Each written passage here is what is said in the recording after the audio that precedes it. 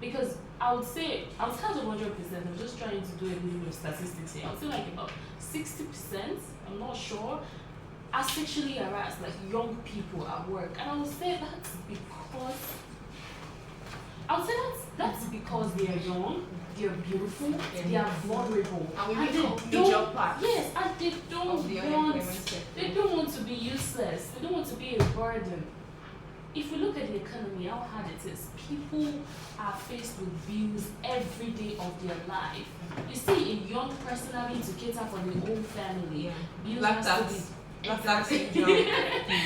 bills has to be paid, school fees has to be paid, rent has to be paid, feeding. Let's not look into the cost of pepper.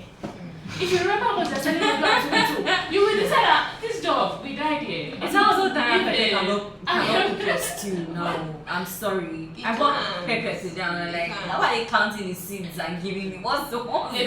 To be specific, it's 3 tomatoes for 500 naira in some areas. I mean, serious. keyword now, people have to like go to the extra mile of saying that they have to mix dry pepper to be a pepper just to give it a little bit of, I mean, it's not because they like it, so that you can rise the pot.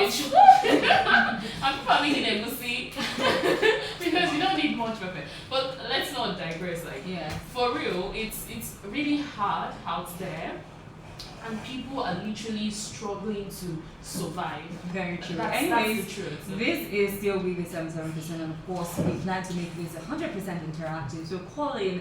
We want to hear, what you have to say about, workplaces enabling sexual violence. And the number to call to do that is 091 2423 0865. So the song will be read about. Alright, yes, it is still with the 77% right here on Ray Power FM. And I'll say, you can call me Judy Love and the crew, we've been talking about gender-based violence, and we're looking at how workplaces actually enable sexual violence. I think we've addressed the issue of job security. The high rate of unemployment in the country is one of the major reasons why people, have refused to leave that toxic environment and refuse to leave that workplace where their bosses, keep talking down on them, keep harassing them sexually, especially, and all of that. But I would also still like, to know if you've ever heard, of situations where someone endured inappropriate behavior just to keep their job. And of course, I said this is 100% interactive, and the number to call to join in on the conversation is 091 2423 0865. So I'd like to hear from us here in the studio before we get your calls. Have you ever heard of situations where maybe someone endured an inappropriate behavior just to keep their job, like someone actually being maybe sexually harassed, abused in any way at a workplace, a workspace, but they had to stay because the job market is tough? Well, permit me to give a personal experience or opinion. There was a time I got a job. I would not say I was really desperate, but then I just, finished school and I was waiting for, NYC call-up letter, and I'm like, girl, you can't just stay at home and not do anything.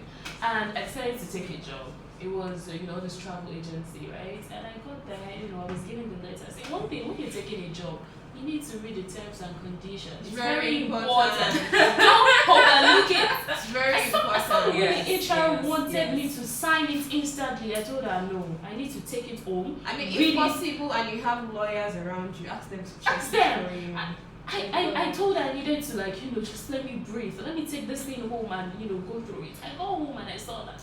As a matter of fact, no matter how difficult the job is for you and you can't cope, you have to give at least 3 months notice before you quit. I saw that. That's like 3 months. I saw it. That's like probation period. Or else what? I'm like, okay. And they're like, I'm also on probation for the next 3 months. It's actually part of everything I read. I'm like, okay, this is actually good. Then I noticed I was not comfortable with the job and everything. You know what I did? I just left. I saw how the workplace was, how toxic it was, how colleagues are not treating you right. You know, there's this thing of hierarchy if it's a formal job or informal job. There's this hierarchy thing there that you Yes. have low level managers, middle level managers, and high level managers. Whether you fall under the intern, category or copper, or everybody, there was a way they were just treating themselves, and I'm like, this is not a place for me to stay. Now the only reason why I left was because I had a choice. There are people who don't have this choice. I can say for a fact my friend is still working there. And she introduced me, she told me about the job, and I decided to try. I left that job 5 days after, and they paid me for my 5 days. In all honesty, I need to mention that I was surprised when I got the alert, because they already had my account when I was filling the form. So they paid me for the I think 6 days. They paid me for that. But I left because the bone of contention here is I left because I had a choice. Yes. I had my parents, of course, they're not chasing me out of the house. I have food to eat, I have money for the basic things, But for my friend, she had no choice. She had to stay. Responsibilities plenty. Bukata poor. It's the truth. You don't have a choice. Survival instincts will kick in. Girl, like I endure this. A month will pass by, 2 months will pass by, then the abnormal thing becomes normal. You get used to abnormality. I think there's also the thing that when you accept a situation, you start to think that is what you deserve. That is what you deserve. They begin to. Very true. And I think that's why so many people, are still suffering in workplaces today. Anyway, we have joining us, Moreni KG on my budget. I don't know if I got that correctly, but she is currently a board member and director of programs for Women's Consortium of Nigeria, an NGO committed to the enforcement of women and children's rights. Yeah, she is also an HR expert. Good morning, good evening, Moreni KG. Welcome to We the 77%.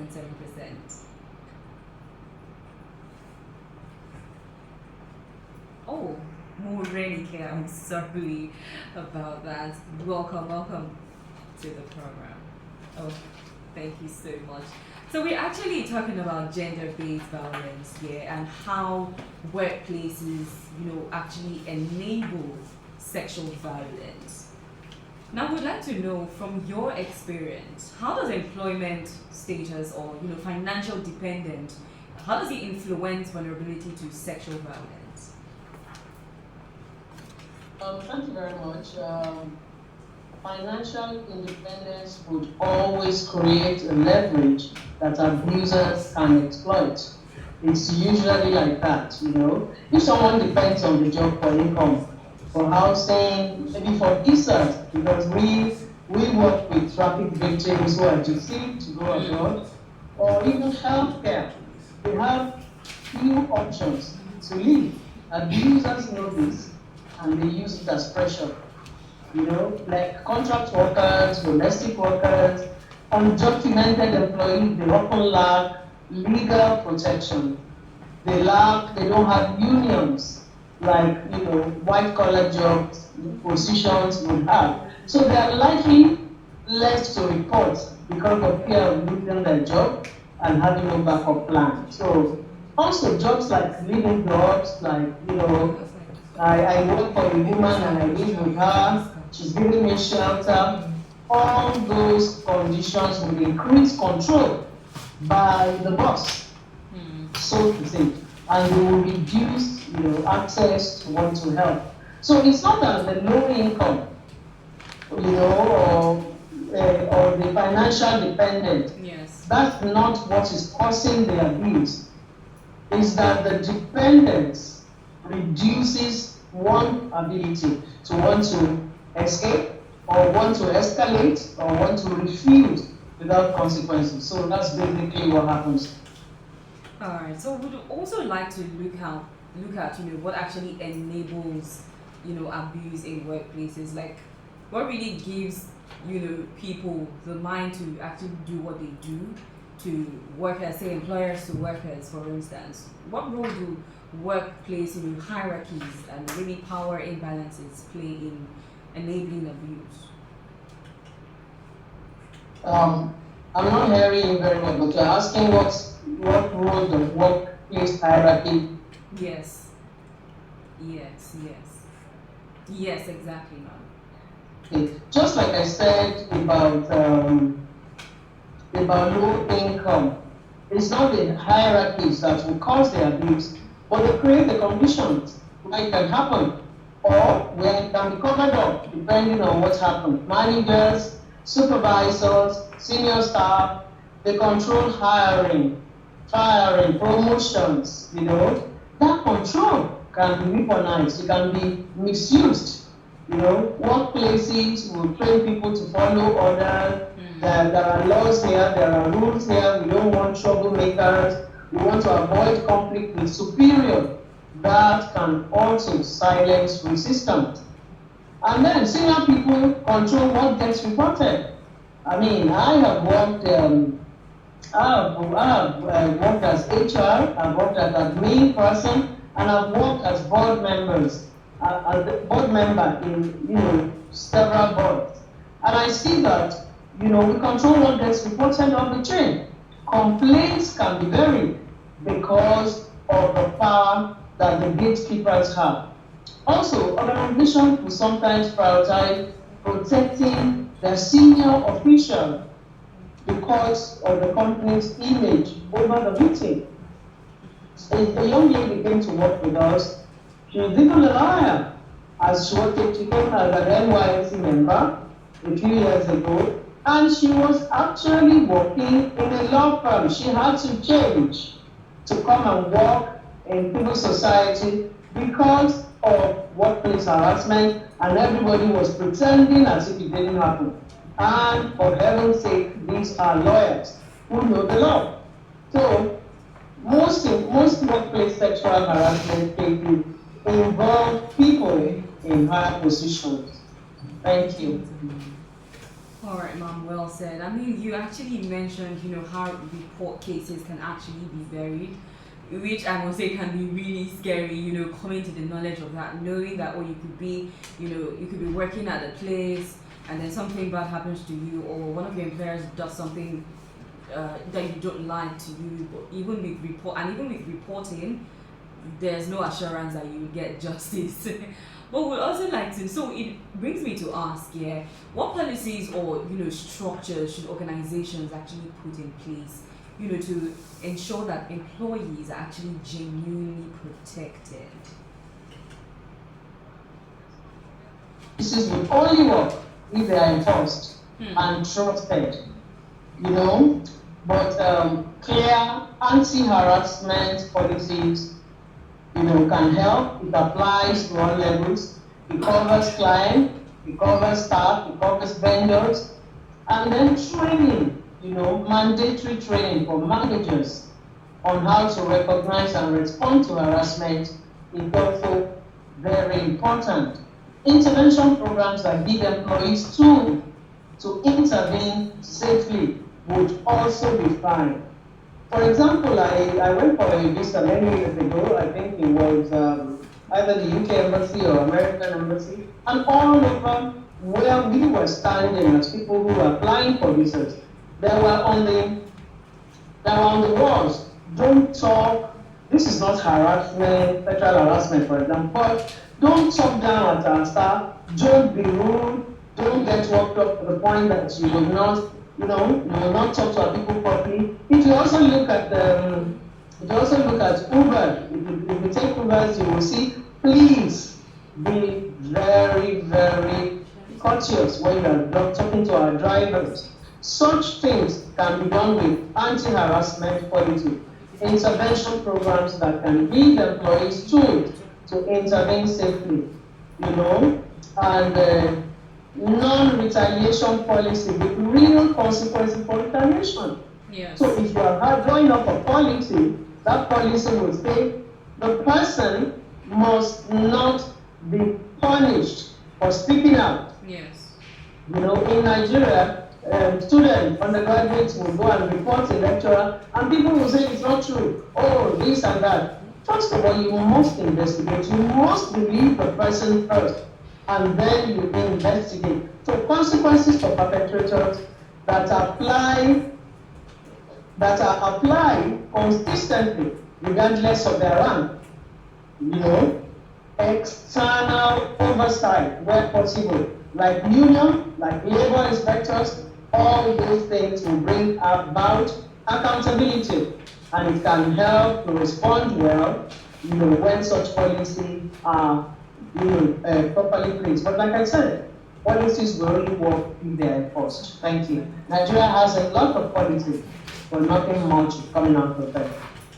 All right, thank you so much, well said. Before we go to the final question, I think a question just dropped in.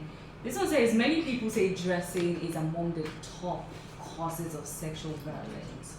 Would you say it could be a cause? Do you really think dressing, in the workplace is actually one of the causes of sexual violence?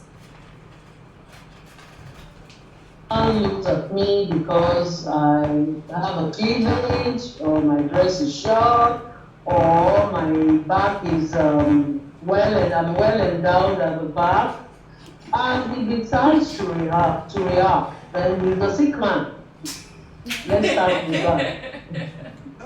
Because you will see so many of me every day on the street, and then what does he do? Does he park his car if he's driving? Open his trousers and starts doing what? So he's a sick man. So men should also learn to deal with these issues, because women will always do that.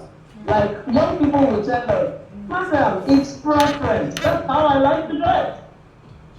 So I'm not going to be talking about the rightness or the wrongness of it. I'm only going to be saying that I'm only going to be answering that question with another question, which is, what happens to somebody the lady in Ibadan who had hijab on from head to toe, she was well covered and she was raped to death.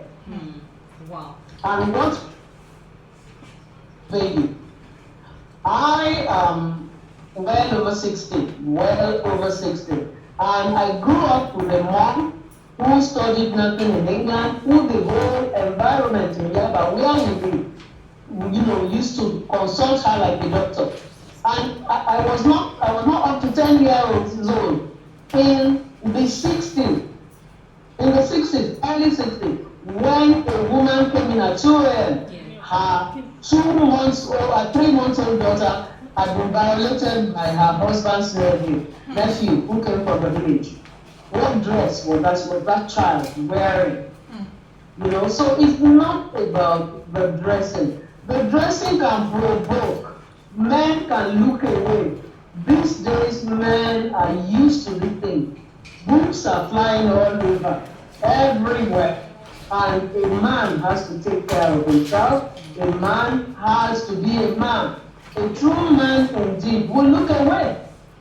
Because certain women will always prefer to dress like that. So I will not say yes, it's the leading cause.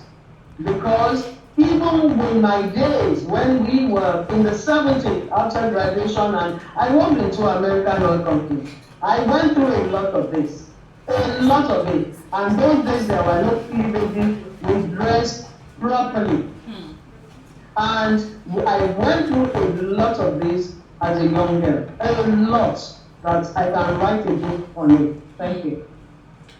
Thank you so much. We really appreciate you joining us on the program. But before we let you go, we'd also like to know, how society can support victims. I'm talking about victims now who, risk losing their jobs when they speak up. This will require community support as well. It will require legal support. It will require, things like whistleblower, anti-retaliation law that will cover harassment reports. There should also be access to legal aid for employment and civil claims. And there should be safe places should be created for reporting to external agencies like the Labor Department or police without immediate employer retaliation. So if I went to UK Embassy and spoke to their staff anyhow, maybe 15 years ago or so, like I said, and I spoke to them anyhow, of course they have the backing of their employer. And this is what we are saying. There must be access to legal aid. We work with the Nigerian Bar Association and all of this, with PIDA, International Federation for Women Lawyers. We work with all of this. They do their best, but things can be better.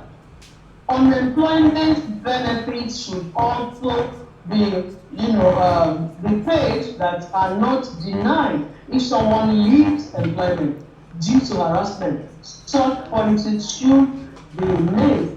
Society would be able to support that. And then there are emergency financial assistance funds that are run by certain NGOs. There are some benefits so that people are not locked into one job because they can't have another one. All those things happen in other society. But the most important thing is a cultural shift where public messaging that speaks up is legitimate, not disloyal. We must shift from blaming the victim. It's because these girls of nowadays, they dress anyhow. Someone who wore hijab and is raped, what dress was she wearing? A 2-year-old, what dress? A 7-year-old, what dress was she wearing? Which cleavage, which breadth does she have to be harassed or to be messed up? So media, public pressure on organizations that retaliate when victims choose to go public should be dealt with. So there should be social support, there should be economic safety net, and there should be legal protection. All those things can help the society to support victims who risk losing their job when they speak up. Very well said, Morenike. It's been amazing having you on the program. We appreciate you. Alright, that was Morenike Omaiboje, currently a board member and director of programs for Women's Consortium of Nigeria, an NGO that is actually committed to the enforcement of women and children's rights. She is also an HR expert, and trust me, it's been amazing having her on the program. She said quite a lot. She exposed quite a lot. I think the most shocking for me was where she said reports, of such kinds like abuse, sexual violence would actually be buried and are actually being buried, in workplaces. Say you take up a job and you have your bosses sexually harassing you, for instance, and you say, oh, why not just report to higher ups, authorities and the likes. Weeks going by, months have gone by, still no justice, nothing has been addressed. It's like your letter, your report, just like your savior is not saving you. Your savior is not saving you to come and save you. Now, I really wish there would have been enough time, to maybe share personal experiences, but sadly, there isn't. Remember, this is actually like a 4-part program. And next week would actually be our final episode where we'll be talking about clicks, clout, and consequences. Social media fueling gender-based violence. So yes, we're looking at social media, the angle of social media, as to promoting sexual-based violence. Thank you so much for being part of this important conversation. And I want to say, if we truly want safer workplaces, then we must stop asking victims why they stayed silent and start asking why abusers felt protected enough to act. Well, this is where we draw the curtains. Join us next week as we conclude on this series. I'm so sorry, but I have something to say. So I just wanted to say that a safe and healthy workspace is never and should never be a privilege. It's a basic right. So thank you. And it's a process that should never stop. Yeah. It should always be cleaned regularly. You need to actively check the system. Just because they did it last month or because they did it quarterly or twice a year doesn't mean that the system is forever clean. All right. Well, this has been We the 77% right here on Repa FM, in production of Yewande Iwoha. And for me and the crew, we say bye for now. Bye. Bye. Wish you.